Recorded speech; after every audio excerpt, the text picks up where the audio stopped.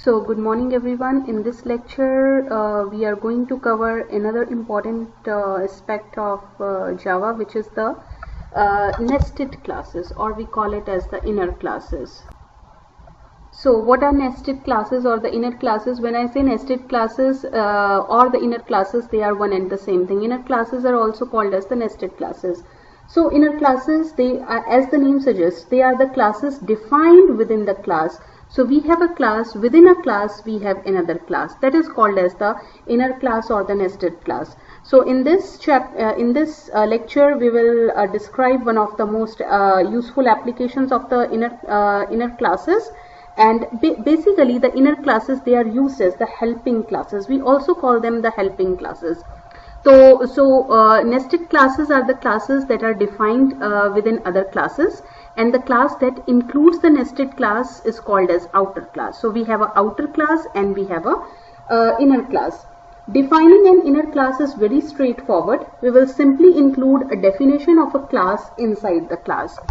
Now there are four categories of the nested classes which we are going to discuss about in this lecture. First one is the non-static inner classes, or we call them as inner classes or the non-static nested classes. Then static nested classes, then local classes which are defined inside a block of Java code. Block of Java code means inside a method. Anonymous classes which are defined inside a block of, they are also defined inside a block of Java code. So let's now start with all these classes. So this first of all, let's talk about what is the use of the inner classes. Now, as the name suggests, the class that includes the inner class is called as an outer class. So the definition of the inner class need not to be the first item of the outer class, but we place normally the inner class inside the class. So an inner class definition, it is a member of the outer class. In the same way, we have the instant variables and the methods of the outer class are the members. So the inner class is local to the outer class definition, but if the inner class is private, then the inner class cannot be accessed by the name outside the definition of the outer class. Using an inner class as a helping class is one of the most useful applications. So basically these are the helping classes. There are two advantages of using the inner class. Firstly, because they are defined within a class, they can be used to make the outer class self-contained or more self-contained than otherwise it should be. And the second advantage is that inner class and the outer class methods have access to each other's private methods and the private instance variables. So this is one of the important advantage of the inner class. Alright, so accessing private members, how to access the private members. Now within the definition of a method of the inner class, we can reference a private instance variable of the outer class. So we have defined a class inside the class. From the inner class, we can refer to any private instance variable which belongs to the outer class. Also, it is legal to invoke a private method of the outer class also. So by having the inner classes or the helping classes, we can access the private members of the outer class. Also, within the definition of the method of the outer class, we are talking about over here the outer class method. It is legal to reference a private instance variable of the inner class on an object of the inner class, and also it is legal to invoke a method of the inner class on an object of the inner class. So meaning to say is, inside an inner class we can refer to the private instance variable and the private method of the outer class. Also, from the outer class, we can refer to the private instance variable of the inner class by making an object of the inner class. And also we can invoke the private method of the inner class by making an object of the inner class. So in this way, we can refer to each other's private variables. Now, this is an example which is given in your book. It's a bank account class. Let's discuss this class now. So if you see over here, we have a class called bank account, and we have another class over here, private class money. So this is an outer class, this is an inner class. So the class money is private inner class of the class bank account. Outer class is a public class and the inner class is the private class. Now I have another important point to say over here regarding the public and private. They can be used within the inner and the outer classes. As long as you are within the definition of the inner or the outer classes, the modifiers public and private, they are almost equivalent. So let's discuss this example. We have a class bank account which is a public class, and we have a class money which is a private inner class of the class bank account. So the class money cannot be used outside of the class bank account. It's a private class of the class bank account. We will discuss the public classes also. Now, because the class money is local to the class bank account, the name money can be used for the name of another class outside the class of the bank account. So the modifier private in this line should not be changed to public. Now if you see in the money class, I have two instance variables and they are private. The modifiers public and private inside the inner class money can be changed to anything else and it will have no effect on the bank account. Now if I make these two variables dollars and cents instead of private, I make it as public, it will have no effect. So inside the inner class, the modifiers public and private, they will not have any effect to the class bank account. Now if I talk about the method, there is a constructor. Now the constructor is made as public and we have the another public method which is the get account method. All instance variables and all methods of the inner class are public to the outer class, no matter whether they are marked as public or private or anything else. So even if you make any method or any instance variables as a private of the inner class, it will not matter to the outer class. So they do not matter whether they are marked as public or private for the outer class. Alright, so let's go ahead. For this now. So this class, talking about the private class, private inner class, it has a constructor, it has a public method, get amount method. Another method is add in method and abort on null object. Now all these, this is a private method. So private and public does not have any like effect on the outer class. It can still access all the private and the public variables and the methods. Now inner class definition must end before the outer class ends, because the inner class is inside the outer class. So the inner class must end before the outer class. So the definition of the inner class ends here, but the definition of the outer class can continue. So from here, whatever we write over here, any methods, any variables or anything else, it will belong to the outer class because the inner class definition ends over here. Alright, now how to invoke the non-static methods of the inner class. So to invoke the non-static methods of the inner class outside the inner class, outside the definition of the inner class. So if you see here, inner classes ended over here, and if we want to invoke any non-static method of the inner class, we need to create an object of the inner class. So here we have made an object of the inner class because if we want to access any non-static method of the inner class, we need to create an object of the inner class. So here if you see, we have created an object of the inner class. Now getAmount method is a method of the inner class. The invocation of the inner class getAmount method will be allowed even if the getAmount method was marked as private. So as I told you, public and private does not have any effect to the outer class. Now over here, the outer class has access to the private instance variables of the inner class. So the class would normally have more methods, but we have included the methods we need to, so until here we have included over here. Alright, so going ahead, how do we compile the class? how should you give the name of the program? So the name of the program will be the name of the outer class. So compiling any Java file, when you compile any Java file, any class in Java, it produces a dot class file name. So whatever is the class, a dot name of the dot class.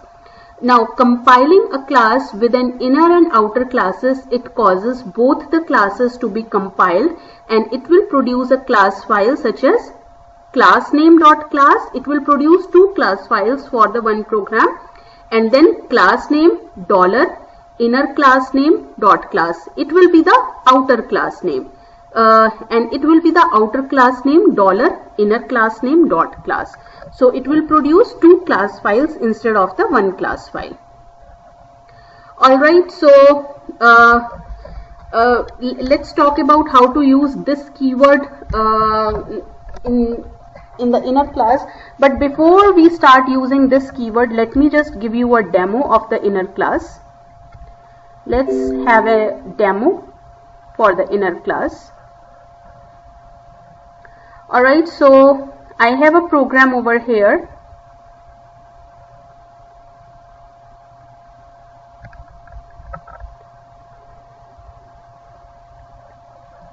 So I have a program over here, inner class. Now I have a program called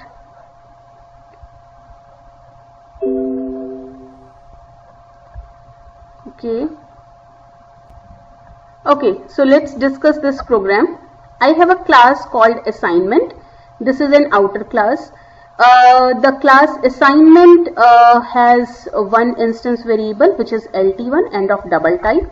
Now this is a constructor of the outer class, and we have initialized the instance variable. Now this is an inner class. Inner class is marked as private, and the name of the inner class is LT2.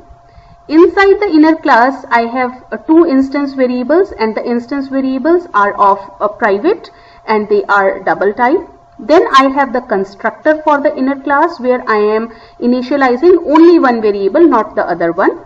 Then I have a public method which is find total, and it has a return type which is double. So this is an inner class method. Find total belongs to the inner class. Now what I am doing over here, I am calculating the total of the two tests done by the student, and I am returning the total. So the method ends over here and the inner class ends over here. This is the end of the inner class. Let me just write it. This is inner class ends here. So I have when the inner class ends, I have another method, print. Now this print method belongs to the outer class. So after I close the inner class, whatever the code I write, it belongs to the outer class. So what I have done over here, I have made the object of the inner class, and then I am accessing the inner class variables, outer class variables, and the inner class method. So LT1 variable belongs to the outer class, I can access it. LT2 variables belongs to the inner class. Now this private inner class variable will be accessed by the object of the inner class. So object of the inner class dot variable name. Similarly, the method also will be accessed like object of the inner class and the name of the method. So my outer class ends over here. Now let's compile it and let's check the file name. Now if you see, when I compile this, I have two classes for the assignment. I have outer class dot class, outer class name was assignment, and I have inner class which is LT2. It is compiled as outer class name dollar inner class name dot class. So for one program I have two class files because I have two classes in this.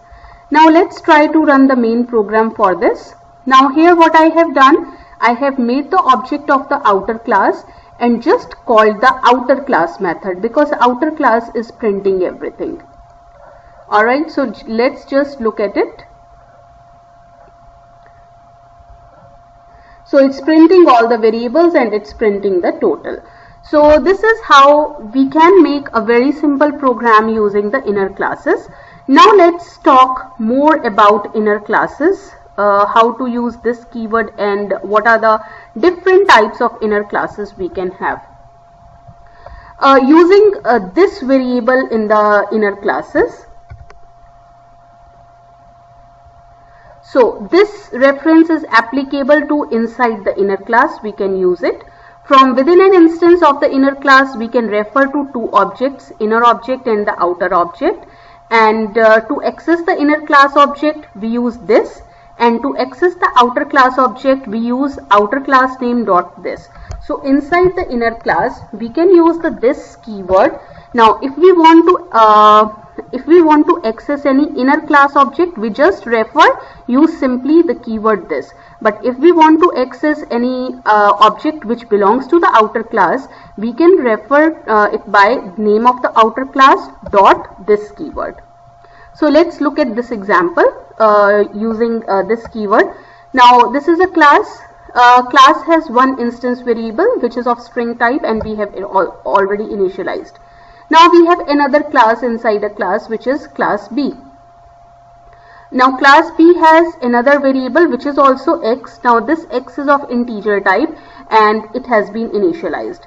Inner class also has one method f. Now no access specifiers are given, so that means they are default, and this f has one parameter. Now inside this we have used the x this statement. First statement is system.out.println x. Now this will refer to the local variable. When I write like this, this will refer to the local variable. What is the local variable? The one that is passed in the parameter. This dot x will refer to the instance variable of the inner class, class B. And the instance variable of the class B is int x is equals to 5. Now last statement is inner name of the outer class dot this dot name of the variable. Now this variable will, this line will print the outer class variable which is the x variable and it is of string type. So inside the inner class I can use the this keyword.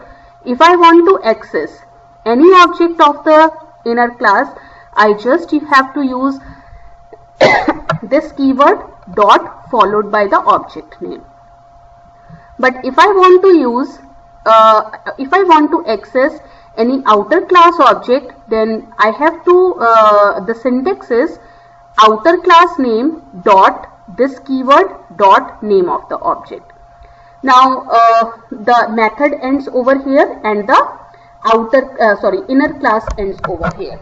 So that means the main method is included in the outer class. So we have the main method and we have made the object of the outer class, and we have made the object of the outer class. Now if I want to make the object of the inner class, now here if you see over here, I am making the object of the inner class in the main method. I am not making it outside the class. So we can make the object of the inner class like name of the class followed by name of the object of the outer class dot new followed by name of the inner class. And then because this method belongs to the inner class, so I have to create the object of the inner class. So I am using like b.f and then I am calling the method f using the object of the inner class. So when I have passed 7, what will happen in this line? b.f method f will be called. Instead of x, I will have 7. Now when this system.out.println x statement is encountered, it will print 7, which is the local variable. Next statement is this dot x. It will print the instance variable of the class, which is 5. And the last line is inner class and this dot x. It will print the instance variable of the outer class, which is ICS201. So this is how the classes work. So next move ahead to more type of classes. Alright, so here we talk about static nested class. The previous example was non-static nested class. So an inner class has a connection between, which is a non-static nested class. It is a connection between objects and the outer class objects that we have created the inner class object. So that means this allows the inner class definition to refer to the instance variables or invoke the methods of the outer class. But there are certain situations when the nested class must be static. So that means if an object of the nested class is created within a static method of the outer class, or if the nested class has the static members. So to explain more about it, a normal non-static inner class is a kind of inner class which we have discussed so far. It is a connection between each of its object and the objects of the outer class. But if you don't want this connection, you can make your inner class as static by adding the static modifier to your inner class definition. So how will it go? Let's just look at the code. I will just write the syntax. So if you want like this, then in that case you will have a syntax like public class, outer class, and your inner class should be static, private, static, inner class. So now if you want your inner class to be static, what you have to do, you just have to add the static keyword with your class.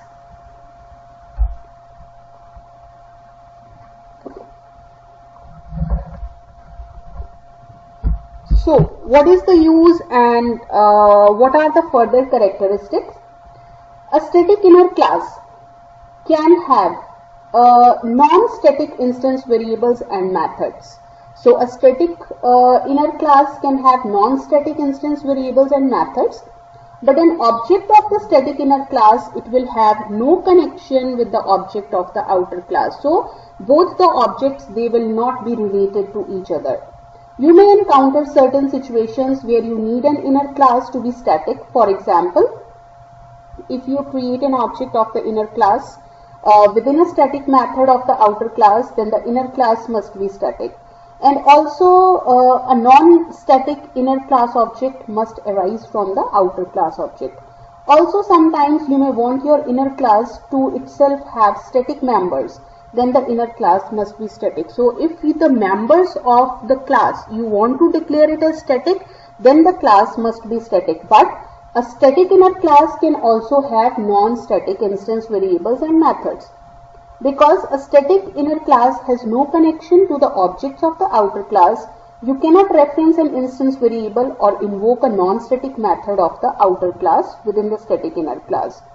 And also to invoke a static method of a static inner class within the outer class, simply what you need to put a method name with the name of the inner class and a dot. So to name a static variable of a static inner class within the outer class, just make the static variable name with the name of the inner class and the dot. So this is so simple. So to sum up, a static inner class is one that is not associated with the object of the outer class. It is indicated by including the modifier static in its class heading. Moving ahead. Alright, so I have discussed all these, how to invoke a static method from the outer class and from the inner class. Now let's talk about public nested classes. If the nested class, you have made it as a public, I think the one that I showed you before in the example. If the inner class is marked with the public modifier instead of the private modifier, then it can be used all the ways we have discussed so far.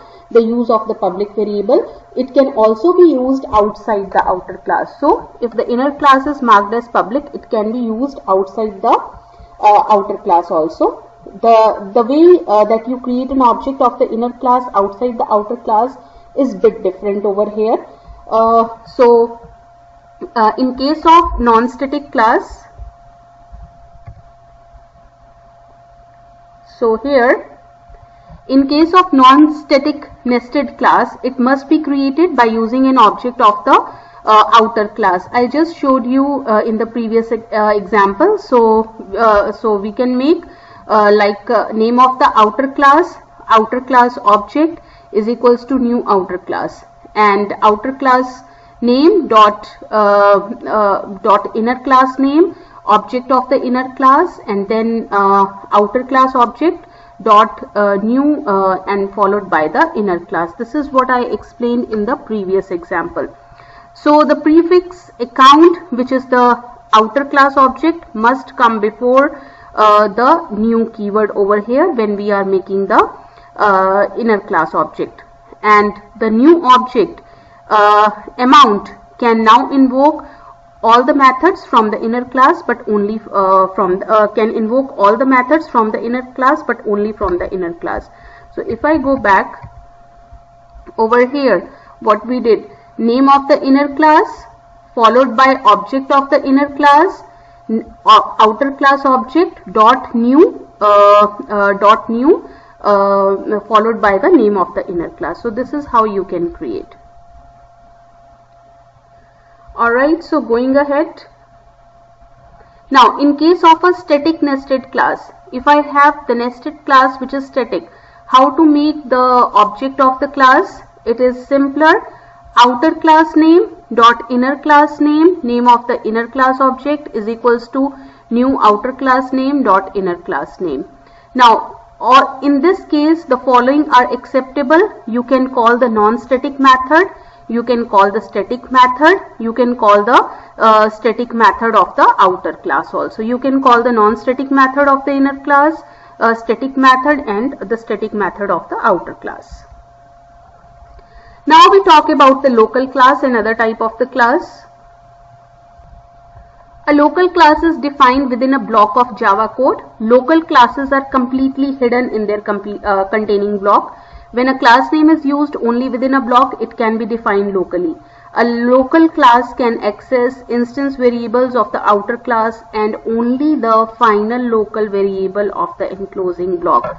So very important to note over here, local class can access instance variables of the outer class and only the final local variables of the enclosing block.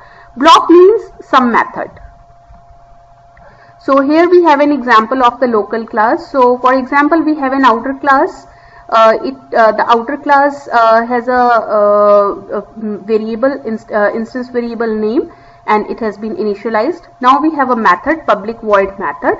This method has two variables. One is j of integer type and another one is k. This k is declared as final variable. Now inside this block we have a nested class which is called class local. So inside the nested class we have made another method called test.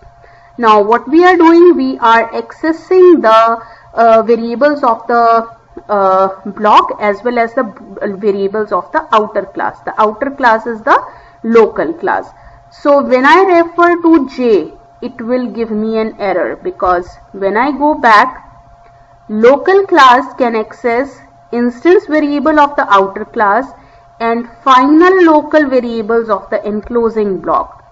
Since class local is enclosed in the block method, it can access only final variables which are defined in the block method. Since variable j is not defined as final, it will give me an error because j is not final. System dot if I refer to k, that's okay because it is a final variable. If I want to refer to the name variable, it is okay. Like an inner class, I can access the outer class instance variables. So this marks the end of the test method. This marks the end of the local class. Now after the class ends, we have made an object of the local class and called the test method. Now this is inside this block method, not outside the block. We have created the object of the inner class and called the method inside the block, and the block ends over here. Alright, now coming to the main method, we have made the object of the outer class and called this method as usual. So this is how the local classes work over here. We have another example. We can make an inner class to implement an interface also. So let's look at this example. We have an interface thing, and we have obviously the empty implementation of the method test. We will provide the implementation of this method test inside the class. So my inner class can implement an interface also. So the code is same over here. I have a name variable which belongs to the outer class local. Now what we have done over here, public thing f, we have, so as we can see over here, our local class can, nested class can inherit from the interface also. So we have made the interface over here, and we have the outer class. We, as usual, same like the previous example, we have a string variable name, and I have a method f. Now inside this method I have the variable j and a final variable k. Now inside this block f I have a nested inner class local, and it is implementing the interface. Now since interface has only one method test, so since the class inner class is implementing inheriting from the interface thing, it must provide an implementation to this method. So same way, if I want to if I access this j object or the j variable, it will give me an error because this is not a final variable. I can access k, and similarly I can access the name method also. And after the class ends, I can make the object of the local class and call this test method. And same like the previous example, I can make the object of the outer class and then call the f method. So the meaning is my inner class can inherit from the interface also, but if it is inheriting from the interface, it must provide to the implementation of all the methods defined inside the interface. The last category is anonymous classes. We are not going to go into detail of anonymous classes, so just a small summary on anonymous classes. Now we have learned the local class. When a local class is used only once, it can be defined anonymously. So basically, anonymous class is a local class without a name and is defined and instantiated in a single expression. Previously, when we have seen a local class, we give it a name. But if I don't give a name to the local class, that is called as the anonymous class. Anonymous class has no constructors. Construction parameters can be given through the superclass constructor. And when anonymous class implements the interface, it cannot have any construction parameters. So this is all about the inner classes. And we have come to the end of the inner classes. Thank you so much.